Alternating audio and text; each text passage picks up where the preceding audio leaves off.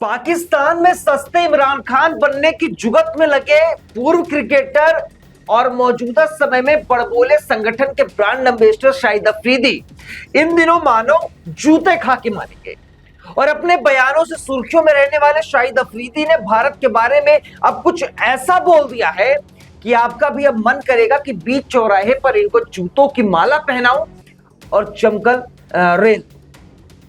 तो आप कष्ट मत कीजिएगा, इसकी जिम्मेदारी हम लेते हैं। तो चलिए अपने तथ्यों के जूतों से शाहिद अफरीदी के बयानों का बुखार उतारते हैं।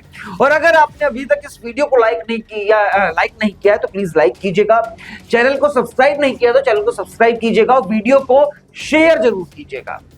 भारत और पाकिस्तान की लड़ाई अगर फेक न्यूज फैलाकर, अफवाहों को फैलाकर, झूठ बोलने को लेकर होती तो भाई मानो हम पाकिस्तान से युद्ध कब का हार चुके होते, पाकिस्तान हमसे जीत चुका होता।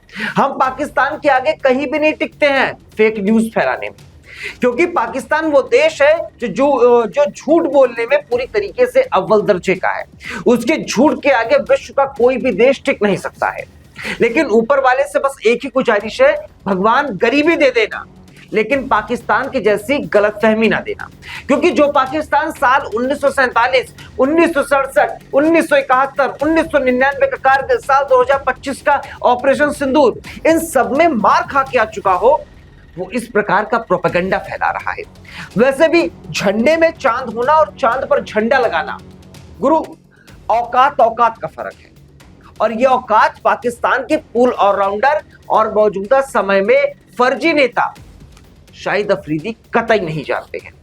पाकिस्तान वो मुल्क है जो कर्जा लेकर हिंदुस्तान से जंग लड़ रहा था, मुस्लिम देशों से सपोर्ट मांग रहा था और जंग लड़ रहा था भारत से।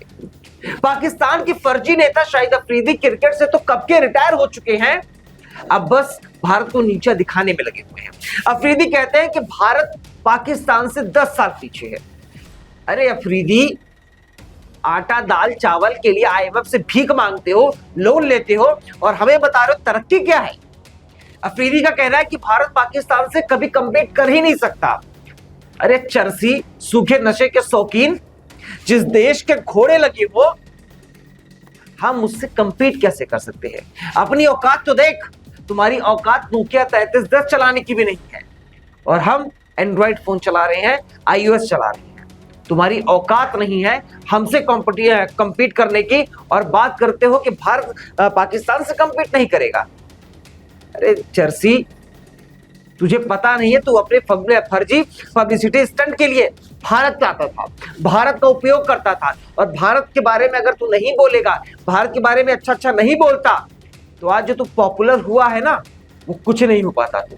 तो चलिए भारत और पाकिस्तान दोनों की असलियत को अगर चेक करना है तो आइए असलियत चेक करते हैं पैसों से, क्योंकि असलियत जो होती है वो पैसों से ही चेक होती है और सारा खेल जो है वो पैसों का ही है। तो जहां एक तरफ भारत दुनिया की चौथी सबसे बड़ी अर्थव्यवस्था हो गया है, तो वहीं पाकिस्तान जो है वो टॉप 10, टॉप 20 तो क्या टॉप 25 में भी नहीं आता है।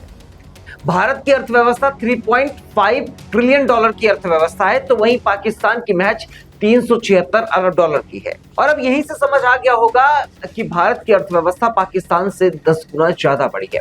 जिस देश को भारत से 10 साल आगे रहने की बात अफरीदी कर रहा है, वो ये नहीं जानता है कि उसके पाकिस्तान की सेना का जो बजट है वो भारत के रेलवे के बजट से भी कम है। भारत के पास करीब 14.5 लाख एक्टिव सैनिक हैं, तो जो दुनिया की चौथी सबसे बड़ी सेना है। तो वही पाकिस्तान के पास सिर्फ 6 लाख की सेना है। भारत का रक्षा बजट जो है वो 80 अरब डॉलर का है, तो वहीं पाकिस्तान का जो रक्षा बजट है वो 7 से 8 अरब डॉलर का है। यानी यहां भी भारत करीब 10 गुना ज्यादा पैसा लेकर बैठा है। और पाकिस्तान के पास जो पैसा है उसमें भी अधिकतर जो पैसा है वो चीन की उधारी और आईएमएफ की उधारी का पैसा है। अफरीदी के देश के हालात तो ऐसे हैं जैसे वहां पर नेटफ्लिक्स नहीं, लाइट भी बफरिंग में चलती है।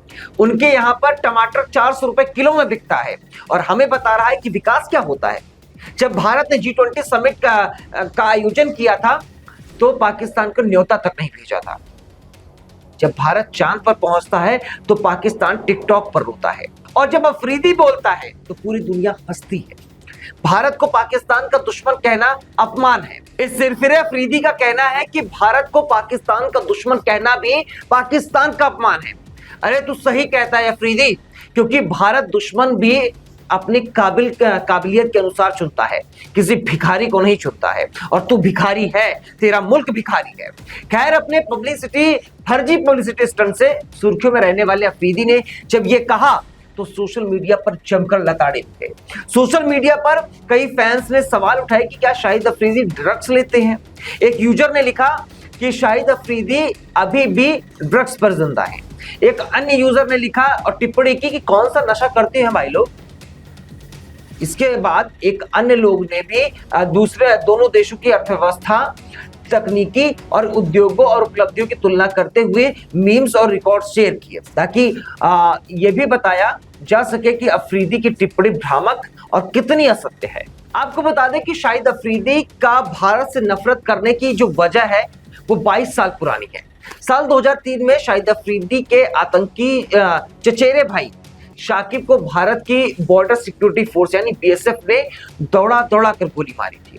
साल 2003 में शाहिद अफरीदी के चचेरे भाई शाकिब को अनंतनाग में एक मुठभेड़ में बीएसएफ ने मार गिराया था, और तभी से ही जो शाहिद अफरीदी है उनके तन बदन में भारत को लेकर आग लगी हुई है, और वो जब भी भारत को देखते हैं तो अपना जो आपा है वो खो देते हैं और कुछ भी अनाप शनाप बोलते रहते हैं।